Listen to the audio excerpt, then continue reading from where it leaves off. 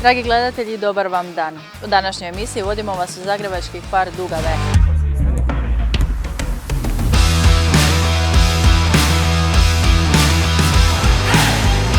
Tu je bio jedan Domagoj Skejap. Mislim, čovjek kad kaže da je u priči najbolji igrač kojeg si čuvao, koji ti, on kaže Fernando Torres, a mi tu na Zelengaju igramo, jel?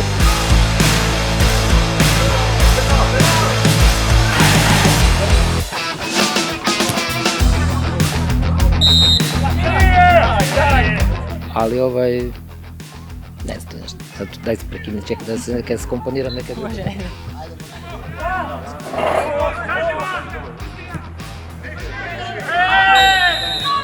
Da, aj ponovno pitanje. Daj mi još reći samo za igrače. Još mi Jel se spomenuo treba neke igrače. okrenuti? Samo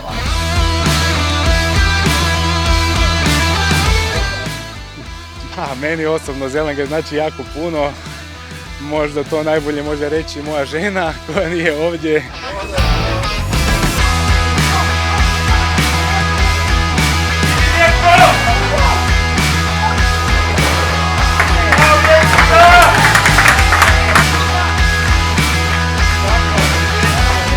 I za kraj domaćini bi vas pozdravili Sky Kai Zelengaj.